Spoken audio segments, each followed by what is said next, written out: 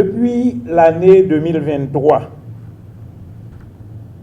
le ministère de l'Agriculture, des Ressources naturelles et du Développement rural avait engagé la CNSA qui travaille sous sa tutelle pour conduire ce processus d'élaboration d'un plan de préparation aux crises de sécurité alimentaire dans le pays. Et ce plan est placé dans le cadre d'un projet, le projet d'agriculture résiliente pour la sécurité alimentaire, financé par la Banque mondiale. Le plan correspond à un besoin exprimé dans la politique et stratégie nationale de souveraineté, de sécurité alimentaire et de nutrition en Haïti. Et ce plan répond pour doter le pays d'un plan de contingence afin de pouvoir gérer les crises alimentaires extraordinaires. Depuis le démarrage du processus, la CNSA s'est toujours appuyée sur l'expertise d'un ensemble de partenaires techniques et financiers, des cadres de plusieurs ministères, avec le ministère de l'Agriculture comme chef de file, des associations et personnalités de la société civile, des ONG et des universitaires. Il faut dire que sans la participation active et désintéressée de tout ce beau monde, il aurait été impossible de mener à bien ce travail.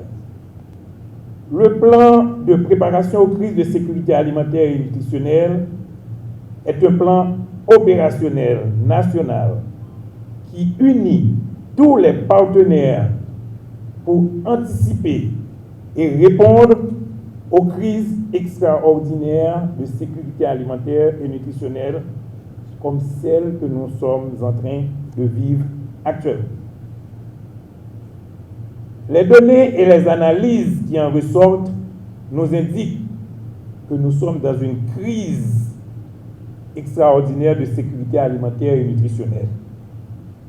Il s'agit d'une situation urgente qui nécessite un éventail complet de partenaires travaillant ensemble pour atteindre des objectifs humanitaires, de développement et de paix. C'est dans cette optique que ce plan a été élaboré avec les objectifs suivants. 1. Alerter suffisamment à temps les décideurs, gouvernement, bailleurs, sur les risques de crise alimentaire. 2. Réduire ou atténuer les effets et impacts de la crise sur les populations vulnérables. 3. Faciliter l'accès alimentaire aux ménages en insécurité alimentaire. 4. Améliorer la gouvernance institutionnelle et financière de la sécurité alimentaire et nutritionnelle. Tout le long des réflexions conduisant à l'élaboration de ce plan, des efforts sont faits pour aligner les objectifs sur les priorités nationales en matière de sécurité alimentaire et nutritionnelle, tel que ça a été défini dans la politique et stratégie nationale de souveraineté et sécurité alimentaire et de nutrition en Haïti. Et à travers cette politique,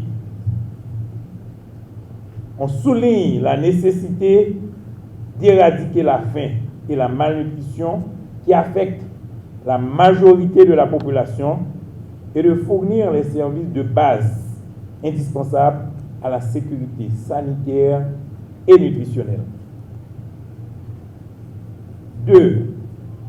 La politique reconnaît l'importance d'une meilleure préparation et de réponse aux urgences par la création de stocks alimentaires de contingence pouvant passer à travers le BMPAD qui est là pour gérer pour la monétisation des programmes d'aide au développement. Un exemple.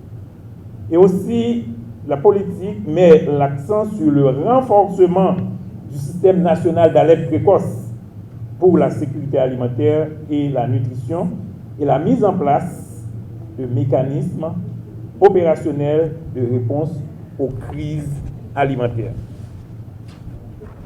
Le plan est aussi en adéquation avec la politique nationale de protection et de promotion sociale que mène le ministère des Affaires sociales et du Travail, qui vise à réduire les inégalités sociales et la vulnérabilité économique et sociale des populations.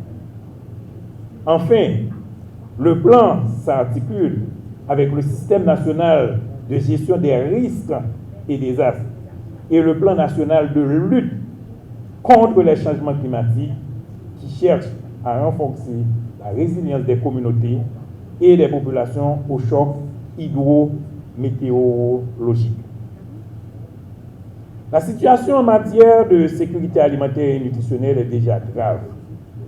Elle risque de s'empirer considérablement si rien n'est fait.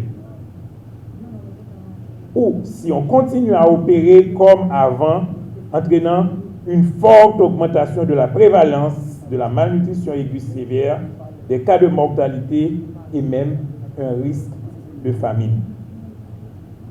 Ainsi, mesdames et messieurs, monsieur le conseiller président, monsieur le ministre de l'Agriculture, des Ressources naturelles et du développement rural,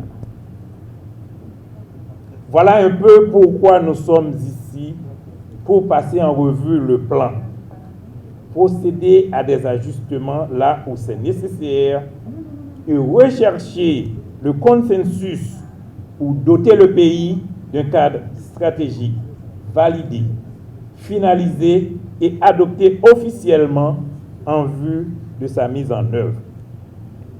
Donc, au nom de la CNSA, travaillant sous tutelle du ministère de l'Agriculture, je remercie les uns et les autres d'avoir fait le déplacement en espérant un atelier de qualité